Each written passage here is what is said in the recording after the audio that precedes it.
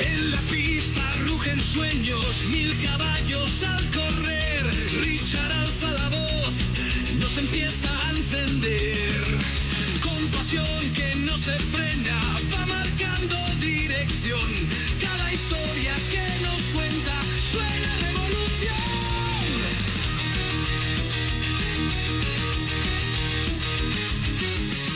Spirock trae el detalle, precisión y el motor.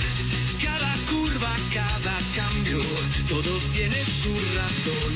Y entre datos olvidados, cuando nadie más los vio, Carlos surge con la clave, como un rayo reveló.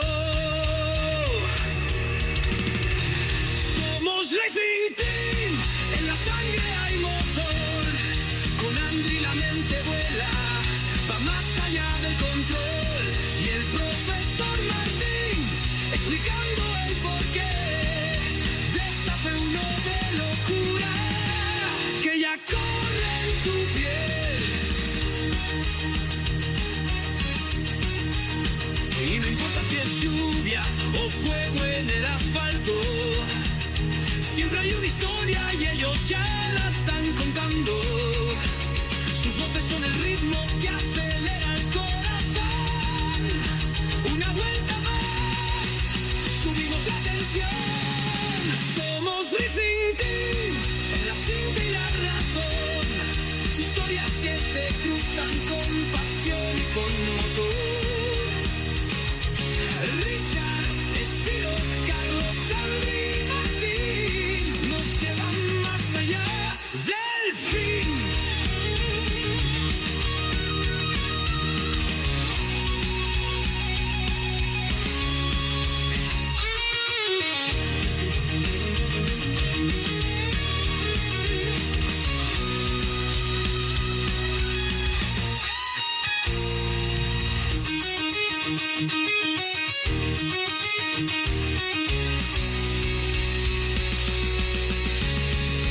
Somos Racing Team, en la pista y la razón.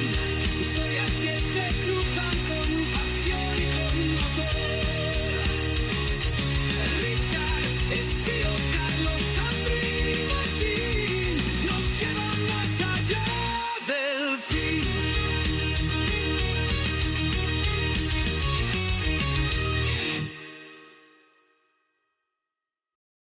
¿Qué tal amigos? ¿Qué tal amigos? ¿Cómo están? Saludotes, sean bienvenidos al Super Podcast. Este que lo titulamos el día de hoy con grandes amigos, grandes invitados, personas de las cuales vamos a estar aprendiendo, por supuesto. Algunos ya los conozco en persona, algunos otros tengo el gusto de conocerlos a la distancia, pero ante todo excelentes personas, todos los que están acompañándome en este video. Voy a empezar a presentar, por supuesto, al hombre de casa, al buen Andri Lyon, que viene de McLaren. Mira qué guapo, ¿eh? Andri, ¿cómo andas? ¿Qué tal? Saludos, Richard. Gracias por la invitación. Saludos para ti, para José, para Gamal, para Jackbe, para todos a los amigos que se van a unir a esta transmisión un poquito más tarde. Vamos a grabar y bueno, a pasarlo muy bien hablando de Fórmula 1. Correcto, efectivamente. Yo quería que la gente supiera que era en vivo y Lyon le dijo que es grabado. No, bueno, está bien, estamos grabados. Estamos grabados. Es que, a ver, ahorita serían como las 4 de la mañana para José, entonces vámonos por partes. Los voy a presentar no por orden de importancia, ahora sí que como los visualicé de primera instancia. José, DF Total, mi estimado José, ¿cómo estás, amigo? Fuerte, fuerte abrazo. Nada, fuerte abrazo para ti, gracias por la invitación y con muchas ganas de estar aquí charlando de esta mitad de temporada ya, que llevamos un poquito más.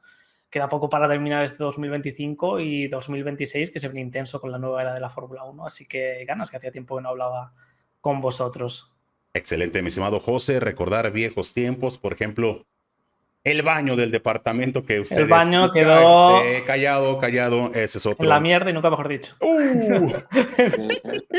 ¿Qué hicieron o qué? No, ese pinche baño. Soltaba bombas a alguien. No te contamos. A ver, gente, no piense mal, ¿eh? No. Pues, mi estimado Jack, sabemos que andas un poco indispuesto, anda malito el buen Jack, pero como siempre, gran profesional aquí con nosotros.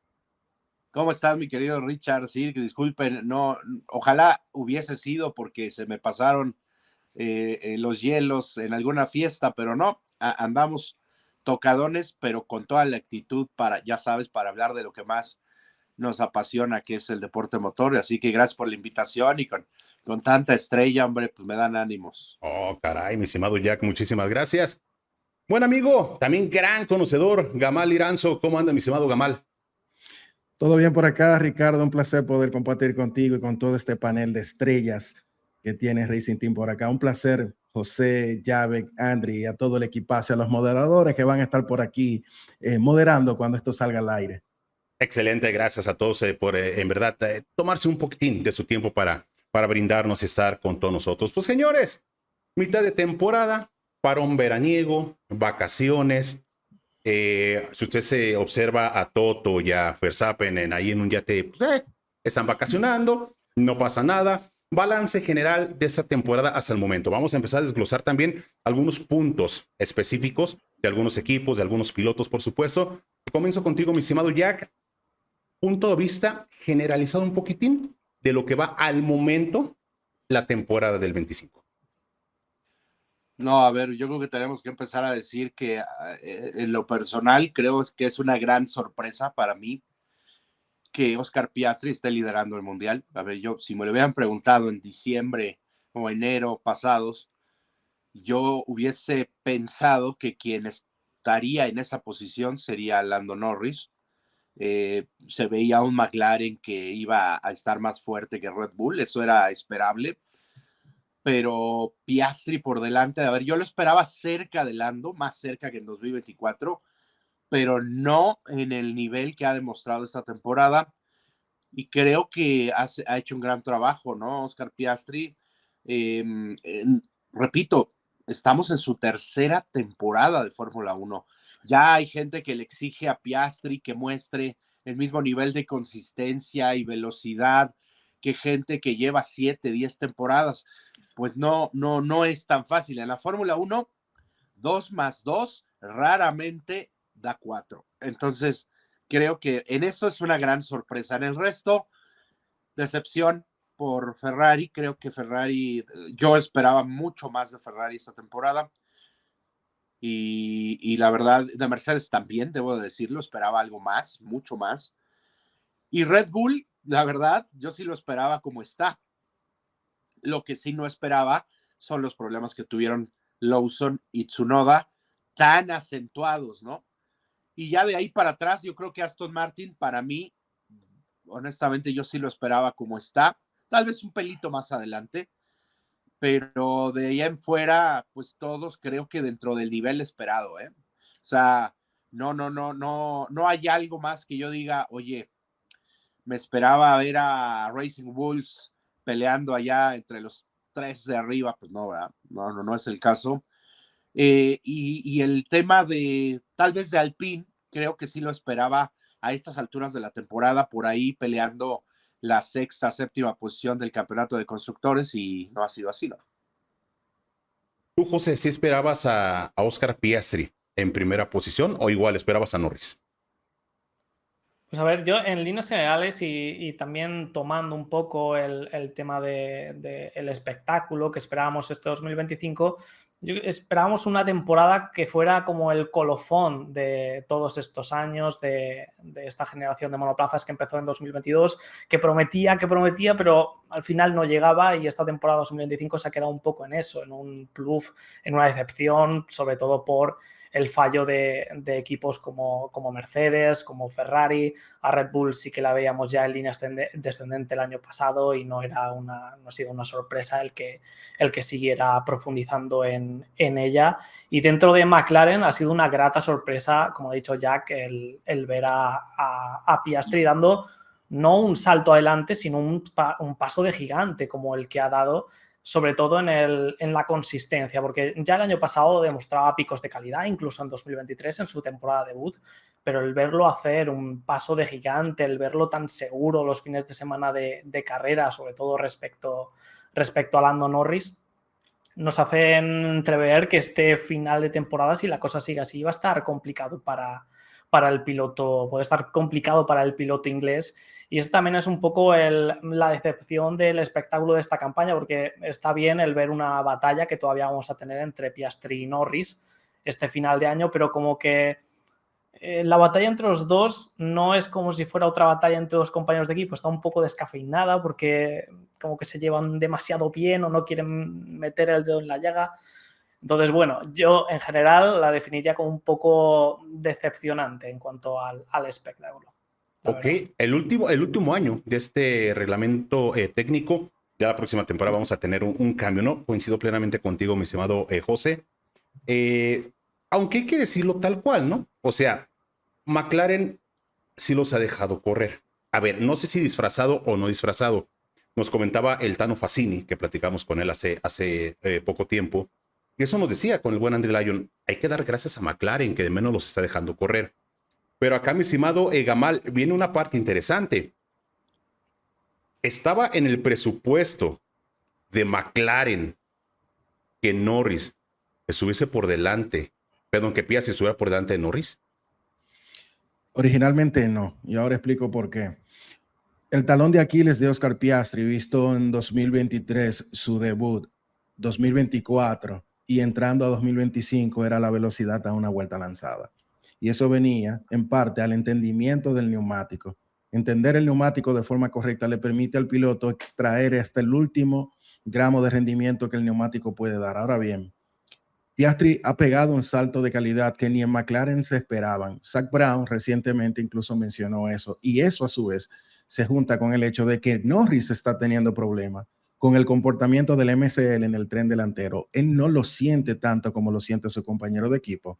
Recuérdense que en Canadá McLaren estrenó una suspensión delantera completamente diseñada para Lando Norris, no para Oscar Piastri, para tratar de mitigar el problema que tiene Norris con el tren delantero del coche. Todo eso, cuando lo sumamos, nos da como resultado que Piastri se muestre tan fuerte en una vuelta lanzada y que Norris a su vez no se muestre tanto. A ver, Norris ha ganado 5 carreras, me parece. De esas 5 carreras, 4 han venido en las últimas 7 carreras de la temporada.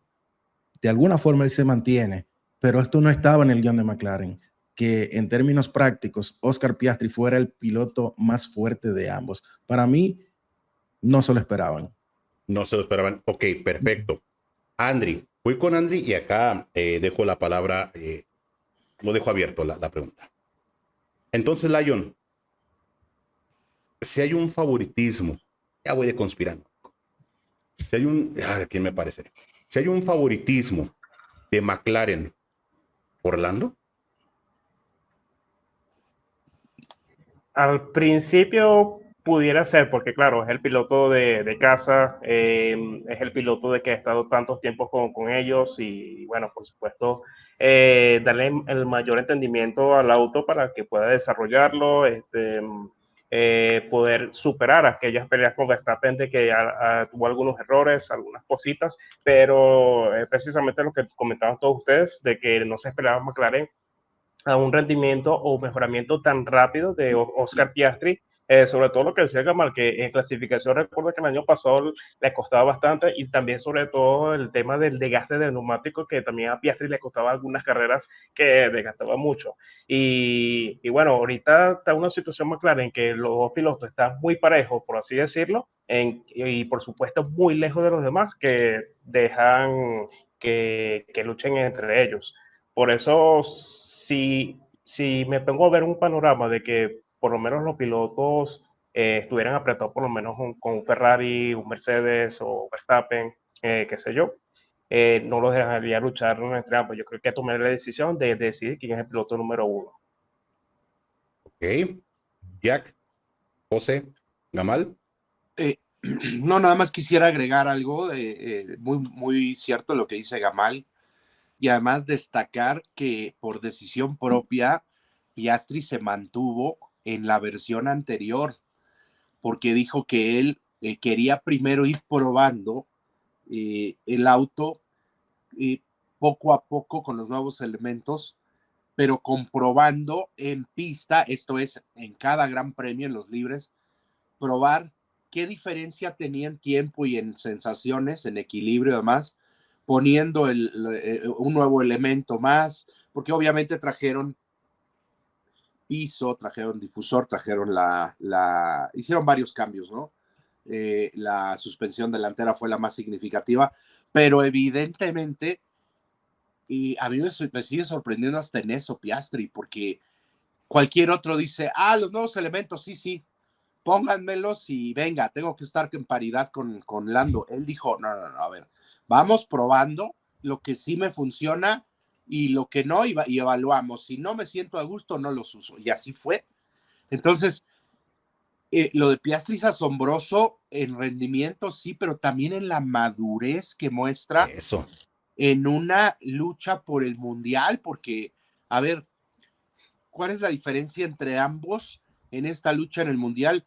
Yo creo que el temple con el que encara la lucha por el mundial, para mí, aunque ha cometido sus errores, para mí el más costoso, Piastri, el que comete en Silverstone, detrás del auto de seguridad, para mí se equivoca feo y perdió una victoria ahí que iba a ser, en mi opinión, súper psicológica. Sí. Yo creo que el que ganara Piastri, porque los estaba arrasando, incluido a su compañero de equipo en lluvia, todo eso iba a desmoralizar, iba a ser un golpazo, un gancho al hígado, como dicen en el boxeo, a que ganara Piastri en Inglaterra. Pero bueno, comete el error y creo que es normal, o sea, esperar que no cometa errores durante toda la temporada hoy por hoy, me parece pues que no sería realista, ¿no? Ahora también hay gente que dice, ¿por qué? Y en lo personal me cuestiona a mí, ¿por qué criticas mucho más a Norris que a Piastri? Le digo, bueno, pues porque Norris se supone sería el líder del equipo, tiene 7 temporadas en Fórmula 1 y ya debería de estar mostrándole el camino en todas las áreas, incluida en la de no cometer errores a Piastri, y no ha sido el caso. Es más, me atrevería a decir que ha sido al revés. Exacto. Piastri ha cometido menos errores que Lando. Ahora, eso va a ser determinante para el campeonato. Quien cometa menos errores de ahora en adelante, creo que va a ser el que se va a llevar el título. No, y así como está la temporada, digo, se llevan pocos puntos, ¿no? Si no me equivoco, Oscar con Lando. De aquí en adelante, correcto, algún abandono de alguno de los dos puede sentenciar ya, ¿eh? O sea, por el nivel que traen, que uno primero, segundo primero. Pero José, a mí lo que me resulta increíble, como bien comenta el buen Jack, la situación mental de Lando, algo tiene que hacer con las largadas. Sí, no sé si psicológico, no sé, pero algo tiene que hacer con las largadas. Sí, pero es algo mental que siempre le ha pasado, sobre todo en estos 2 últimos años donde ha ascendido la presión, donde tiene que demostrar ese liderazgo dentro de McLaren, donde realmente hemos visto esas debilidades y eso claramente va a marcar el resto del campeonato. Yo veo muy complicado que realmente Lando pueda llegar a competir con Piastri si continúa mostrando estas debilidades, sobre todo en los momentos decisivos, porque es justo donde falla, cuando no tiene tanta presión, cuando no está tan al filo de la navaja. Norris es un piloto, y ya lo ha demostrado, rapidísimo, es uno de los pilotos más rápidos de la parrilla, es capaz de mostrar esa velocidad, pero a la hora de tomar ciertas decisiones, de arriesgar, no tiene esa seguridad que debería como para poder ser campeón del mundo, y en una lucha tan cerrada como la que están viviendo ahora mismo los pilotos de McLaren, como la que vivió el año pasado con Verstappen, marca la diferencia. Claro, si tienes un coche muy superior al resto este año y Piastri no da el salto de calidad que ha dado, pues el campeonato será para Norris y estaría mostrando una superioridad, pero además aplastante, porque si no tiene esa presión es capaz de hacerlo, es capaz de mostrar esa velocidad y llevarlo a la práctica, pero tiene ahí a Oscar, que ha dado ese salto de calidad, encima está mostrando muchísima madurez, como decíais, pensando, mira, va a llegar esa suspensión delantera en Canadá. A partir de aquí es que no van a llegar muchas más piezas porque tenemos una ventaja muy grande, va a llegar 2026, me voy a quedar con lo que estoy a gusto, con lo que estoy cómodo, con lo que estoy sacando mi 100% y vamos a pelear. Tal cual. Yo creo que, a ver, McLaren tendría que pasar algo trágico, ¿no? Para que le quiten el campeonato de constructores. No, Algo, ya es imposible. algo muy No, Ferrari no, no, para no. que Sí, pierdan el más campeonato. del doble. Algo Oye, muy... ya ni queriendo pasa, ya ni queriendo No. sucede eso. Bueno, a Ni Ferrari queriendo. sí le pasaría. Bueno, Gamal, responde Gamal. Gamal, perdóname, pero creo que a Ferrari sí le pasaría. Y precisamente ese fue el tema Más de respeto. McLaren. Vámonos con tu Ferrari, Gamal. Vámonos con tu Ferrari. A ver. Vamos a iniciar por el rendimiento del auto. ¿Sí? Y vamos a analizar a los pilotos. ¿Qué pasa con el equipo de Maranello, mi estimado Gamal? Comentaba el buen Jack Beck al inicio del programa. ¿Qué le esperaba más de Ferrari? ¿Más de Mercedes? ¿Para superar a McLaren o para estar más cerca de McLaren? ¿Sí? ¿Cómo ves tú al equipo Ferrari, mi estimado Gamal? La situación actual de Ferrari, si bien es cierto que no es la más óptima, partiendo de que fue el equipo que terminó a 14 puntos en el campeonato de constructores en la última carrera de la temporada pasada, y partiendo del hecho de que habían firmado a el 7 veces campeón del mundo, Lewis Hamilton, se supone que en el papel Ferrari tenía lo necesario para salir a pelear ambos campeonatos en esta temporada. Eso es en el papel. La pista dice otra cosa, y creo que los indicios de los problemas de Ferrari se pueden comenzar a hacer un backtracking a cuando Enrico Cardile dejó la estructura el año pasado. Gente, Enrico Cardile era el director técnico de Ferrari y dejó la estructura a mitad de año. Eso quiere decir que la SF25 ya había arrancado su base conceptual y se quedó sin un padre. No me sorprende que este coche hoy en día tenga los problemas que tiene, porque fue un coche que fue abandonado. Okay. Ferrari completó el coche como pudo. Por eso digo, en el papel se supone que Ferrari debió de estar peleando este campeonato. En el papel.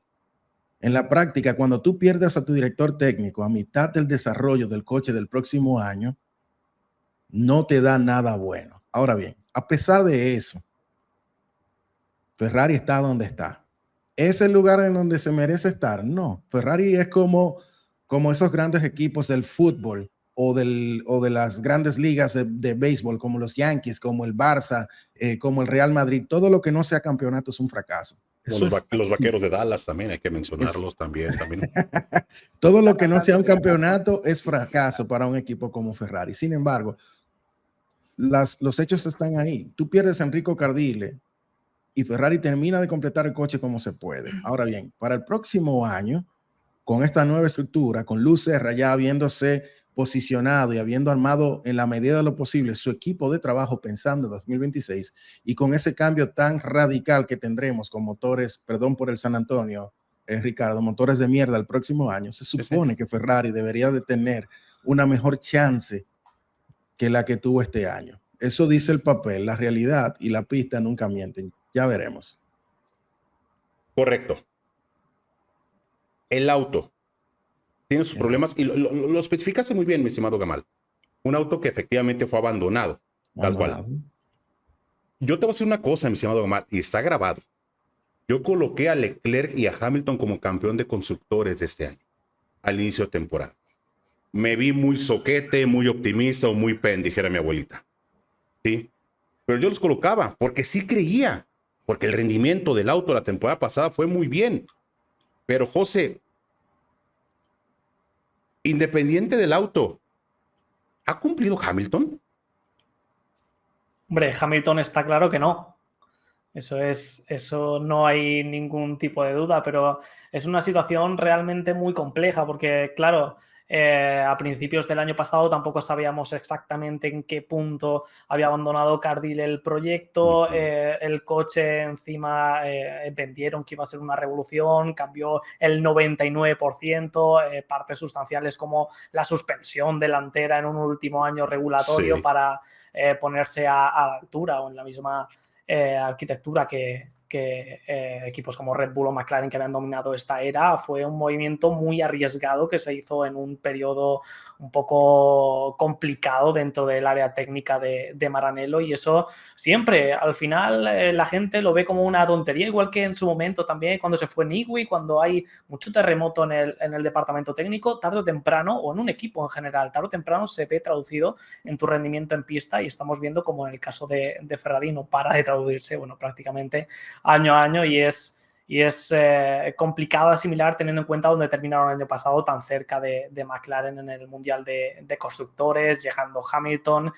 La adaptación de Hamilton está siendo también muy difícil, mucho más difícil de lo que podríamos haber imaginado, y que va mucho más allá incluso de esta etapa con Ferrari. Está más relacionado con esta generación de monoplazas que no se acopla, no se adapta a su estilo natural de conducción. Y ya simplemente yo creo que en el caso de Hamilton, que siempre tiene esta actitud como muy derrotista, que luego en realidad no, yo creo que no es realmente lo que piensa a la hora de la verdad, o no le afecta, porque ya lo veíamos en su etapa también ganadora con Mercedes, las radios que parecía que se iba a caer el mundo, y de repente empezaba a marcar vueltas rápidas consecutivas con un ánimo ahí de Bono. Y tiene que volver enfocado en 2026. O sea, 2025 está perdido para Ferrari en general. Bueno, tienen el segundo, es que parece mentira, pero tienen el segundo puesto del Mundial de Constructores casi bien. Lo tienen bastante bien encaminado, aunque parezca que no. Pero tiene que enfocarse en 2026, va a ser el cambio de regulaciones, unos coches que se pueden adaptar mejor a su estilo de manejo natural, encima un coche hecho en Maranello con también su feedback técnico, lo que puede hacer cambiar radicalmente la situación en un piloto sensible, como ha demostrado ser Hamilton a los cambios del coche. Tal cual. Entonces, mi estimado Andrew Lyon, te pregunto, y a todos, ¿el 2026 será entonces el primer auto Fred Vasseur completito? Podría ser, eso está en la incógnita de que podría que pasar con Ferrari para el 2026, sobre todo el tema motor, sobre todo también el tema de que el auto cambia ciertas partes, y bueno, sobre todo los pilotos que se acoplen a esto, porque bueno, vimos que a Hamilton no le fue muy bien el tema del efecto suelo, todo este reglamento que ni siquiera con Mercedes pudo hacer algo, pero sin embargo, todavía se puede enfocar un poquito a finalizar este año con el tema del segundo puesto de constructores, que pareciera mentira, como había dicho José, que no están peleando, pero sí, están allí con Mercedes, Red Bull. La ventaja que tiene Ferrari en este momento es que tiene dos pilotos que pudiera estar pareja de cierta forma, porque Hamilton, bueno, no está tan lejos de Leclerc en campeonato de pilotos, pero mientras que vemos Mercedes que están muy distantes, Russell está adelante, Antonelli muy atrás en las últimas 5 o 6 carreras, que ha caído un montón de rendimiento, y la otra ventaja que tiene Ferrari sobre Red Bull es que prácticamente lo mismo, que está corriendo con un solo auto con el caso de Verstappen. Ahí pudieran enfocarse un poquito, pero y sin embargo va a ser muy, muy difícil. Si le dan el tiempo que la renovación a Fred Vasseur de completar el proyecto, podría verse cosas buenas adelante, pero es una incógnita. Sí, fíjate bien, Gama, lo que te voy a comentar. No te va a agradar, pero aquí está el buen Andrew Lyon. Platicábamos con el Tano, y el Tano nos decía: Ferrari ya está listo para abandonar la Fórmula 1. Ferrari ya está listo, es un equipo que ya caducó. ¿Sabes que el Tano es ferrarista? ¿Mande? ¿Quién dijo esa barbaridad? El Tano. ¿Sabes cómo es el Tano? Permíteme responderle. Permíteme responderle. Okay. No, pero no dije para hacer polémica, nada más. No, para nada. Pero yo adoro a Tano Facini. Sí. Tranquilo, no. Yo entiendo, el comentario, si se quiere, nace de la pasión, misma pasión que yo siento. He mencionado en múltiples ocasiones que yo no veo Fórmula 1, yo veo a Ferrari. Yo no sigo la Fórmula 1, yo sigo a Ferrari. Mañana Ferrari se sale de la Fórmula 1 y yo cierro mi cuenta de X, mi canal de YouTube y todo. Yo sigo a Ferrari. ¿Y es válido que lo digas? Sí. Me explico, entonces, pero pienso que sale de la pasión. Miremos el siguiente escenario, muy hipotético. Si en Abu Dhabi a Ferrari no le hubiesen faltado los 14 puntos que le faltaron, ¿cuál sería el comentario ahora? Bien, no, y déjalo de otra carrera y seguramente gana el campeonato de constructores. Miren, Ferrari no ha ganado el campeonato de constructores desde el año 2008. En 2010 teníamos 1.5 pilotos. Felipe Massa, la versión destilada de Felipe Massa, luego del accidente no volvió a ser el mismo, y a Fernando Alonso. A Fernando Alonso le faltaron 3-4 puntos para llevarse un campeonato de pilotos. En 2012 pasó más o menos lo mismo. En 2012. 2017, 2018 y gran parte de 2019 había coche y faltaba dupla de pilotos. En 2022 vimos lo que pasó con la normativa de la métrica de oscilación aerodinámica que impuso la federación por el purposing. Vimos lo que pasó. ¿Ok? Y el año pasado faltaron 14 puntos. Entonces, Ferrari tiene mucho que no gana. Eso es cierto. Yo no voy a tapar el sol con un dedo. Pero Ferrari ha estado en la conversación día sí, día también. Claro. Nadie nunca me dijo que McLaren iba a desaparecer antes de ganar este campeonato que ganaron el año pasado. Pues McLaren tenía desde el milenio pasado que no ganaba un campeonato. Claro. Y digo milenio para enfatizar todo el tiempo que duraron. Williams no gana un campeonato desde el 97. Cuando Jacques Villeneuve ganó el campeonato de pilotos, y no recuerdo cuál era su compañero de equipo, sellaron el de constructores desde el 97. Nadie está hablando de que Williams va a desaparecer. Yo entiendo a Tano, yo lo comparto y suscribo todo lo que es ferrarista, dice. Claro, sale de la pasión, igual que yo. Yo también me frustro. Yo también. Solamente Ingrid, mi esposa, me aguanta las rabietas luego de una carrera, pero es parte de la pasión. No, correcto. A ver, y aparte, Jack, tú piensas en Fórmula 1 y lo primero que se te viene a la mente es Ferrari. Y Ferrari piensas en Fórmula 1. No, lo que pasa es que lo que genera Ferrari en emociones, en pasión, entonces, no lo genera ningún otro. Correcto. Con todo respeto, tú junta a Mercedes, a Red Bull, júntalos, a Mercedes, a Red Bull. A McLaren lo voy a dejar porque sí creo que es el segundo equipo. Sí. Que tiene muchos histórico, seguidores. Sí. Pero agárrate a Mercedes, a Red Bull, Aston Martin, al que me digas, ni juntándolos a todos, te reúnen la mitad de la pasión que genera Ferrari en sus seguidores alrededor del mundo. Siendo optimistas. Mira, yo tengo una anécdota, no recuerdo si la he contado alguna vez, pero en aquellos años mozos donde yo me iba de mochilazo a ver carreras en Europa, gracias a un amigo colombiano, Andrés Arguapacha, que estaba estudiando en Torino, en Italia, él estaba estudiando en ingeniería y era de esa gente metódica, precisa. Jack Beck, vamos a encontrarnos. Le dije, porque yo voy a estar en Italia, pero voy a estar en Florencia, voy a estar en Roma. Me dijo, vamos a encontrarnos. Me mandó el itinerario. Te estoy hablando de otras épocas, no ahora que te metes a Google. No. Por correo electrónico me mandó todo. Si tú tomas el tren en Florencia a las 6:58 de la mañana, estarás llegando a tal hora y nos podemos encontrar, y entonces ahí vamos a tomar el bus para ir a Maranello. Pues nos pusimos de acuerdo y nos fuimos a Maranello. Y me pasaron dos cosas en Maranello que, por eso dicen que los viajes ilustran. Cuando tú puedes tener la oportunidad de vivir la pasión esta, fíjate, habíamos hecho un plan, porque era sábado, si no recuerdo mal. Entonces fuimos a la Galería Ferrari, que es el museo de Ferrari. Fuimos a una visita guiada que te daban por la fábrica Ferrari. Entonces ya teníamos todo planeado, pero cuando salimos y ya nos íbamos a ir a comer al restaurante Montana, escuchamos que estaba probando Ferrari en Fiorano. Entonces, sabroso. Salimos corriendo literal, llegamos y tuvimos la fortuna de situarnos al lado de un papá, o sea, de una familia, del papá e hijo italianos. El papá llevaba al muchachito de 6, 7 años desde un pueblo a 3 horas conduciendo para llegar a Maranello. Lo llevaba con la ilusión simplemente de ver la Ferrari en las pruebas. Bueno, el papá nos dice, todavía me da cierta cosa contarlo, pero la verdad lo hicimos, ¿para qué te digo que no? Había una malla que obviamente separaba la propiedad privada de lo que es Fiorano con una carretera, que es la carretera que te lleva de Módena a Maranello.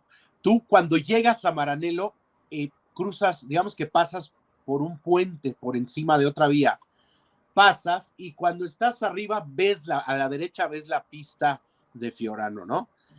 Cuando llegamos a ese punto corriendo, está probando la Ferrari, sí, ya se estaban deteniendo varias personas. Y nos dice el italiano, el papá italiano nos dice, yo no hablaba italiano, pero mi amigo que estaba estudiando allá sí. Y le dice, vamos a pasarnos vamos a meternos a Fiorano. Okay. O sea, nos vamos a brincar la malla, porque había un árbol, de esos arbolitos que tienen como un tronco fuerte, que tenía como el tronco así medio chuequito, así. Ajá. Entonces, te caminabas por ahí y te brincabas al otro lado pero pues casi nadie se la sabía, el señor se la sabía. Nos pasamos con el señor y el niño a los neumáticos, o sea, ya en territorio de Fiorano, ¿no? Sí. Nos metimos ahí los 4 y estaba probando, tengo ese video, lo tengo que digitalizar y ponerlo en mi canal, pero era espectacular porque podías escuchar el silbido de los frenos, como nada más estaba probando un auto, podías escuchar el silbido de los frenos, podías escuchar en el momento en que empezaban a rechinar el neumático. ¿Qué piloto era? En un gran premio difícil. Eso iba a preguntar. El del neumático. Difícilmente lo escuchas. Es que acá era una cosa espectacular. Bueno, los pilotos, en ese entonces estaba Luca Badoer probando, se estaban alternando el auto. Vimos a Luca Badoer, a Barrichello y a Schumacher. Estaban los 3. Bueno. ¿En qué año, disculpa? 2001. Sale en uno de esos que están probando electrónicos y van girando a baja velocidad. Cada vuelta que pasaban, nos veían que estábamos adentro en los neumáticos ahí y nos saludaban. O sea, ¿me explico? Eso nunca lo he visto, pero ahí te va. Cuando empezaron a girar a full, cuando pasaba esa Ferrari a full, el niño era una explosión de alegría. Wow. Cuando pasaba full así frente a gritaba el niño. Era una cosa espectacular. Eso te podrán decir lo que quieran. Yo jamás he visto que un Mercedes, que un Red Bull, que cualquiera de esos autos genere algo así en los aficionados. Por eso Ferrari es Ferrari. Y Ferrari se podrá equivocar todo lo que quieran, pero tiene una mística y una magia que no se compara con nada. Por este tipo de vivencias, estoy completamente en contra de quienes digan que Ferrari ya no es Ferrari, que está muerto. No es cierto. El legado de Ferrari está vivo. La situación es que efectivamente han perdido su esencia ganadora y perdieron el camino desde la era Schumacher. Pero en cuanto lo recuperen, perdóname, vas a volver a ver ese tipo de cosas en la afición. Por eso Ferrari es Ferrari y los demás.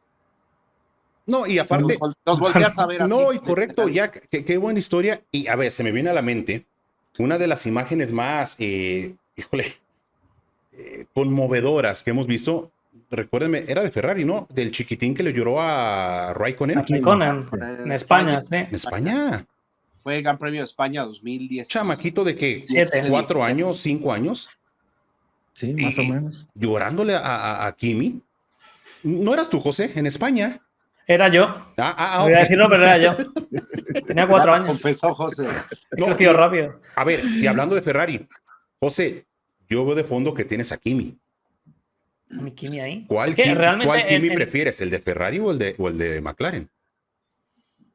Hombre, yo por prefiero el de McLaren. O sea, ese yo creo que fue el pick de Kimi con los neumáticos Michelin, McLaren 2003, 2005. Esos fueron los mejores años de Kimi, sin duda. Bueno, los de Lotus no estuvieron mal, pero... Sí, yo esos- coincido, ¿eh? El mejor Kimi fue el de McLaren, sin duda. Sí, sin duda. Aunque no tuviese campeonato. Aunque no, era- es que hay veces que los resultados y los campeonatos muchas veces no dicen toda la Correcto. verdad. Hay pilotos que tienen Falta el coche. campeonatos de Pasa que más. McLaren en hay... aquellos años sufría mucho de fiabilidad. Exacto. Mira lo que es Gilles Villeneuve sin un campeonato. Uy, Sí, correcto. Sí, ay sí, ay sí. sí. No, correcto. Y Kimi, el último campeón de Ferrari. Pero correcto, yo coincido plenamente con ustedes. Hay equipos que por muchos años no han ganado algo en su deporte y que no por eso serán equipos pequeños o no por eso dejarán de ser la importancia que tiene en ese deporte, ¿no? Ferrari, pues estamos hablando que el último campeón fue Kimi, precisamente. Ya pasó Alonso, ya pasó Verstappen, Massa, y sigue acumulando, ¿no? Nos comentaba don Fernando Tornello en una charla que tuvimos el año pasado con él. Yo el único temor que tengo con Leclerc es que Ferrari sea otro piloto Ferrari que no pase nada con él. Pues Pero- más bien que no gane títulos, ¿no? Correcto, que no gane título con Ferrari. Sí, Es que eso siempre va a depender del coche y la estabilidad en la estructura del equipo juega un papel clave. Basta mencionar el meme con todos los directores técnicos que ha tenido Ferrari desde que Jan Todt dejó la estructura. sí. Y menciono Jan Todt porque Jan Todt salió producto de un tejemaneje que hubo para darle entrada a otra administración. Me explico. Y a partir de ese, yo siempre, a ver, yo soy de campo, a mí me han enseñado que rara vez lo que empieza mal termina bien. Sí, correcto. Y las cosas, como salió Jan Todt de la estructura de Ferrari, no estuvo bien. Y luego más adelante se vio cómo hicieron lo mismo con Aldo Costa, en donde se inventaron mentiras para justificar su salida y darle la posición a Pat Fry, que venía de McLaren. Y así se ha vuelto una bola de nieve. Se cortó, ¿ah? Ya- Esas. Sí, se nos perdió, ¿no? no, Bueno, ahí yo está, estoy ahí está, hablando, ahí ¿me está. Yo los escucho bien, ¿eh? Ok. Ahí está, yo también. Que yo no lo veo. Yo estoy bien. ¿Ustedes no me ven a mí? Sí, yo veo todo. No, yo nada más veo ahí está, Sí. ya mal. Ya. Pero no, Ok. no lo veía ni lo escuchaba. Ya, perdón. No pasa nada. Decía eso. Se volvió una bola de nieve. Empezaron a salir figuras clave, producto de otra cosa. Sí. Y eso dio como Arriba Ben y resultado que- Benotto también pasó. Algo- definitivamente. No, y James permíteme mencionarte lo siguiente. Hay personas, bueno, sé que todos acá en el panel lo tienen claro, pero hay pocas personas que se recuerdan de que Ferrari tuvo a Marcos Matiasi unos cuantos meses como jefe de equipo, sí. que fue el que hizo la transición cuando Las gafas. finalmente Stefano Domenicali sale de la estructura de Ferrari, entra Matiasi es quien contrata a Vettel y finalmente le entrega el bastón, ya sea de forma voluntaria o por la razón que sea, a Mauricio Arribabene, que fue el que más duró en tiempos Arribabene. recientes en el cargo. Luego, una pelea interna con Matías Binotto, y también a eso hay que sumarle que el fallecimiento, Dios lo tenga en su gloria, de este sujeto que era jefe de Marchione. Sergio Marchione. Eso hizo que el balance de poder dentro del equipo cambiara y la estructura, o sea, los jefes decidieran quedarse con darle más poder a Matías Binotto, y ahí sale Mauricio Arribabene. Fíjense que hasta hace unas cuantas semanas atrás se hablaba de si sigue va a ser o no sigue va a ser. Para mí siempre sigue siendo el mismo problema. Tú necesitas estabilidad en la estructura, en el upper management. Tú necesitas sí o sí estabilidad. Voy a poner, y ahora le paso la palabra a ustedes, voy a poner el siguiente ejemplo. Tú tienes a Fred Vasseur, que tuvo que trabajar horas extra literalmente para convencer a Luz Serra que se pase de Mercedes-Benz a Ferrari para que sea su director técnico, luego de que Enrico Cardile deja la estructura. Él tuvo que convencerlo. Luz Serra tuvo que mudarse con su esposa, porque cuando hablamos de Fórmula 1 tendemos a olvidar que todas estas personas tienen familias, todas, con su esposa, con su hijo y todo lo demás, que estaban enclavados en Inglaterra, mudarse a Italia. Imagínense el siguiente caso. Luz Serra apuesta por Vasseur y a Vasseur lo sacan de la posición. Quien sea que venga a sustituir a Vasseur, ¿qué quiere hacer?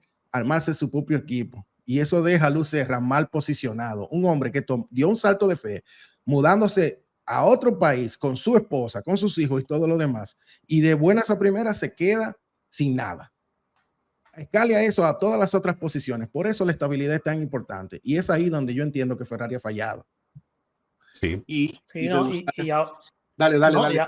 no, y que ahora sí que es verdad que ha sido de una manera un poco, pero que se haya renovado a Frédéric Vasseur es un poco un síntoma de que hay una visión no distinta, pero sí que tal vez internamente se ha hablado que los pilotos también han presionado para ello, se está fomentando el que haya esa estabilidad. También incluso se ha llegado a rumorear en estos últimos meses el tema de abrir una sede en el Reino Unido, que creo que es algo que también ayudaría a ciertos fichajes que realmente no se pueden hacer por lo que estaba diciendo Gamal, de tener que abandonar el país donde estás residiendo ahora mismo.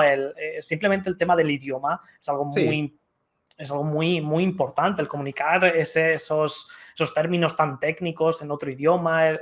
Es todo una situación convulsa, y que hayan apostado por la estabilidad de Frédéric Vasseur a pesar de que esté Horner, por ejemplo, incluso disponible, que sería el típico movimiento de Ferrari, que se pone Horner disponible en el mercado, lo fichan, echan a Vasseur, otra vez a reiniciarlo todo, vuelta a empezar, y la estabilidad es la clave, y el ver incluso el año que viene, porque es que el año que viene es muy fácil fallar. O sea, 2026 es muy sencillo fallar al principio. Hay que darle tiempo, hay que darle al menos hasta mitad de 2027 ya. ¿Y sabes qué equipo está sufriendo exactamente del mismo síntoma y la gente no lo está notando? Mercedes-Benz. Desde que Aldo Costa dejó la estructura de Mercedes-Benz, por ahí tuvimos a Mike Elliott como director técnico, y este tuvo que renunciar. Ahora tenemos a James Allison. Exacto. Y todos sabemos que los coches de James Allison son buenos coches, pero no de campeonatos.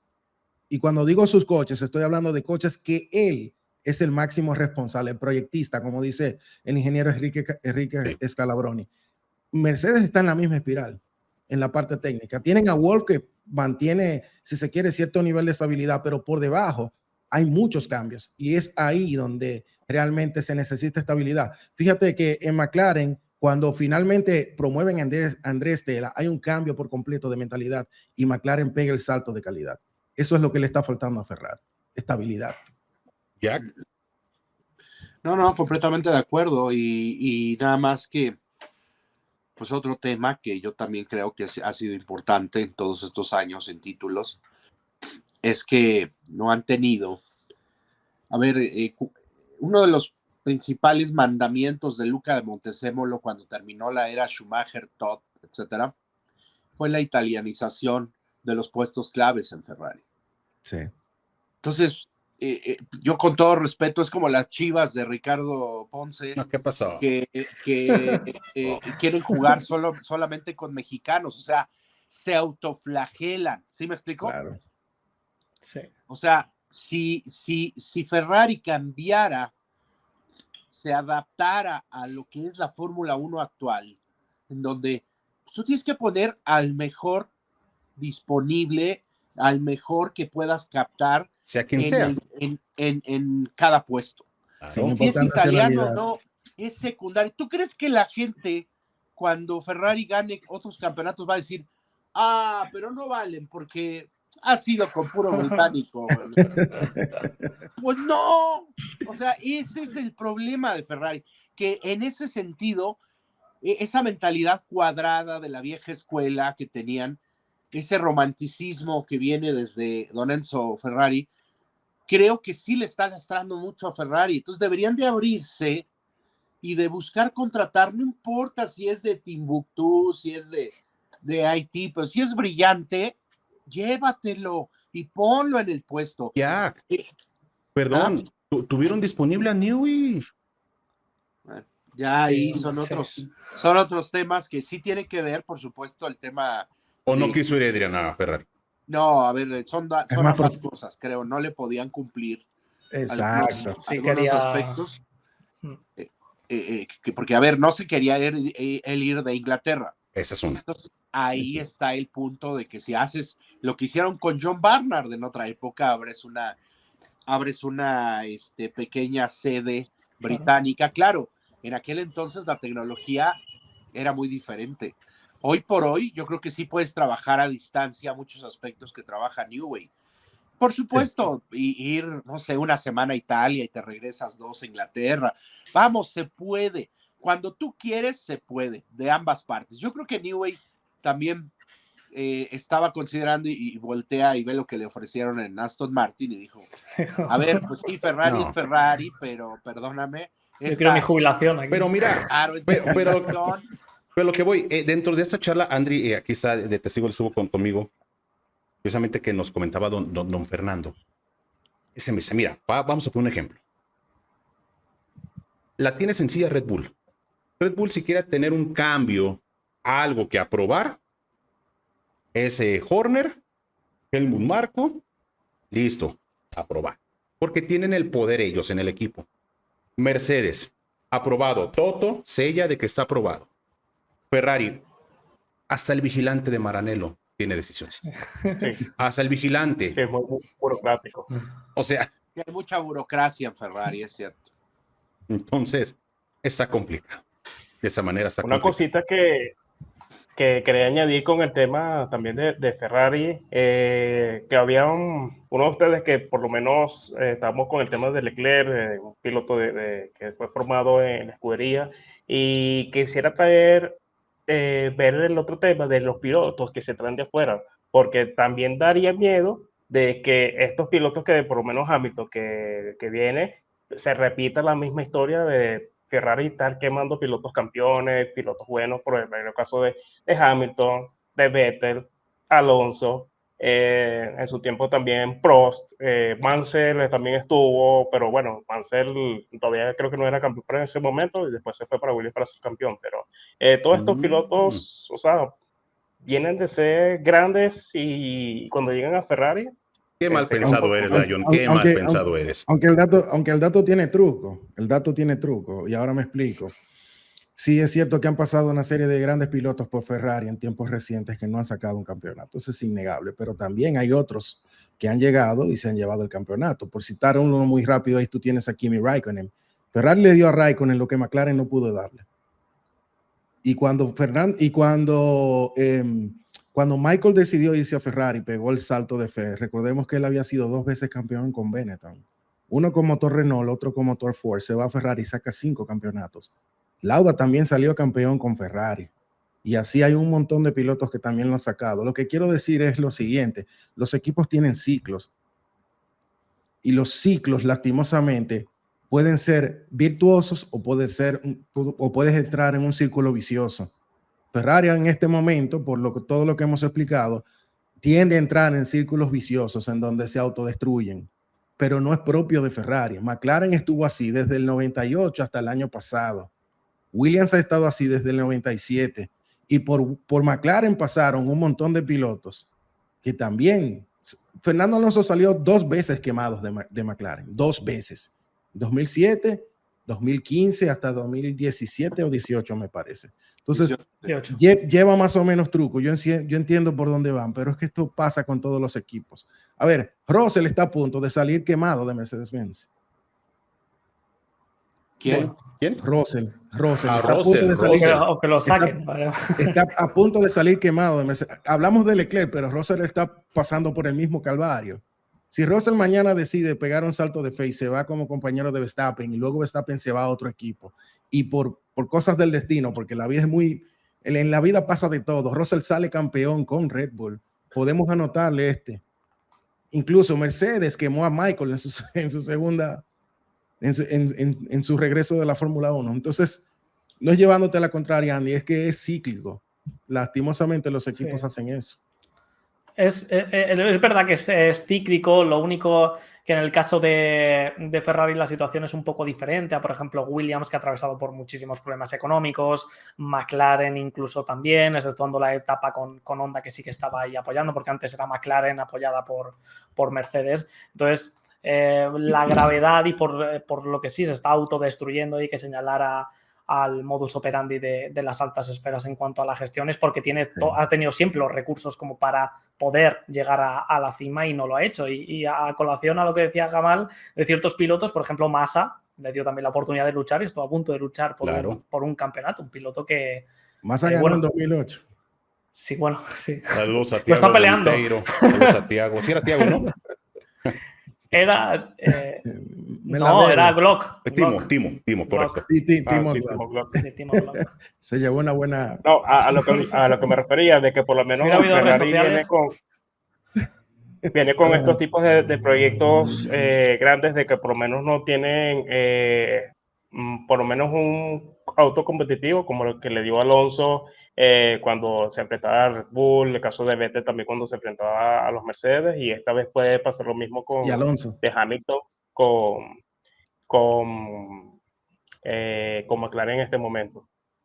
Y sabes una cosa, Alonso no salió campeón en 2010 por una serie. A ver, todos recordamos la carrera de Abu Dhabi, y Sí. eso es innegable. Pero por errores del mismo piloto, yo te puedo contar 28 puntos que Alonso tiró por la borda. Bélgica. No tan solo eso, recuérdate que Aguas Gamal con el tema Alonso con José. En China en 2010, Alonso se comió el semáforo empezando la carrera y terminó cuarto. Y cuando... pero al final cuando un mundial se decide por tan pocos puntos, al final siempre puedes mirar toda la temporada de cada uno de esos pilotos y Sí, decir, pero la culpa la culpa se le clavan a Chris Dyer. No, se le clava a Ferrari, a Alonso. Porque, claro, porque en esa carrera es justo donde se estaba decidiendo y fue la Es que decisión son puntos finos. que definió el... Exacto. Es complicado. Exactamente. Pero ahora también hay matices. A ver, por eso yo no estoy de acuerdo en que se culpe solamente a uno. Exacto. A ver, tú para ser campeón, todo el equipo tiene que funcionar de una forma perfecta. Las paradas, las estrategias, el piloto, los ingenieros, los mecánicos, o sea, todo tiene que funcionar a la perfección. Entonces, si Alonso no fue campeón, es bien dicho lo que decía Gamal. Finalmente sí, a lo mejor Ferrari cometió también algunos errores durante la temporada que les habrían, de no haberlos cometido, les habrían dado el título, pero también es cierto que algunos errores que cometió Alonso, a mí se me quedó muy grabado el de Bélgica, que trompea solito y su alma en esa temporada y termina estrellándose en las... Y el de Mónaco en la práctica libre 3. En las barreras, abandonando, y eran puntos, o sea, esos puntos son los que le hicieron. Sí, pero también tienes que, pero ahí también, cuando tú ves la diferencia con su compañero de equipo y ves que hay un diferencial muy grande entre ambos, culpar al piloto tampoco es... Es que a eso voy al punto, no estoy culpando. No tiene mucho sentido. Yo no estoy de acuerdo en que se culpe a uno, solo elemento. La Fórmula 1 es un trabajo de equipo. Es el conjunto. O sea, finalmente los títulos los ganas como equipo y los pierdes como equipo. Exacto. Entonces, totalmente. Pero, por ejemplo, la prensa española, que suele ser demasiado subjetiva, pues solamente hablaban de Ferrari, nunca tocaban esos puntos, ¿no? Eso es lo que a nosotros desde fuera, con la prensa española, nunca vamos a coincidir, ¿no? Sí, porque ese es el tema. Siempre se crucificó al ingeniero, a Chris Dyer, porque como dice José, fue el error más reciente, justo en la última carrera. Alonso llegando en la mejor posición para salir campeón, que también convengamos lo siguiente, fue una temporada, para mí sigue siendo la temporada 2010 de la Fórmula 1, la mejor temporada que yo haya visto. Llegaron cuatro pilotos a la última carrera con chances reales, y el tercer mejor posicionado fue el que salió campeón. Una completa locura. Pero entonces, como dice Llave, se gana o se pierde junto. Es una combinación de todo. No es solamente lo que el piloto, y no es culpando a Fernando Alonso. ¿Cómo yo voy a culpar a un piloto que literalmente se dejó el pellejo por el equipo? Es imposible. Fue el mejor al máximo. Claro, por mucho, pero las cosas son como son. Botó un montón de puntos, al igual que Ferrari. Cuando sucede una situación de ese estilo, al final siempre por la frustración se busca un culpable, pero claro. Si pones a analizar el cómputo global de la temporada, hay muchos pequeños detalles en cada uno de los grandes premios, que sí, en esa época también que había muchos abandonos, errores, y no solamente en el caso de Alonso y Ferrari, también en el caso de Red Bull y Vettel, que perdieron muchos puntos, McLaren cosas, también. Bueno, como perdió el campeonato Hamilton también. Oye, y hablando de los temas que no se habla casi o no se tocan, creo yo que he escuchado muy poco al respecto. Felipe Massa nunca volvió a ser el mismo después de su accidente en Hungría, ¿eh? No, para nada. Una antes y después, claramente. Felipe Massa nunca volvió a ser el piloto rápido, luchón que vimos con Raikkonen, que vimos con el mismo Michael, que trataba, ¿no? Intentaba, no era un piloto que fuera que se rindiera fácilmente. Ese Massa, esa mejor versión de Massa, después del golpe, yo creo verdaderamente que nunca lo volvimos a ver. Y fíjate en lo siguiente, yo tengo la data por acá. En 2006, cuando Massa finalmente lo promueven y reemplaza a Rubens Barrichello, él estaba a casi 2 décimas y media de Michael en lo que era una vuelta lanzada. Cambiamos en 2007 al neumático Bridgestone y hizo clic con el estilo de Felipe Massa. Sí. A Raikkonen le costó un montón. De hecho, Raikkonen nunca volvió a mostrar la velocidad a una vuelta que él tenía por cómo funcionaban los neumáticos Bridgestone. Alonso también salió perjudicado, pero la genialidad de Alonso compensaba. Y a partir de ese punto, Felipe Massa, en lo que respectaba a una vuelta lanzada, era el piloto de Ferrari. Lo fue en 2007, 2008 y en 2009 hasta que finalmente el sprint que salió disparado del Brown GP de Barrichello.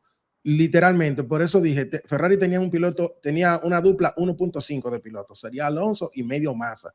No volvió a ser el mismo nunca. Increíblemente, para mí fue como si él hubiese fallecido en ese accidente, porque fue como un primo segundo lo que regresó.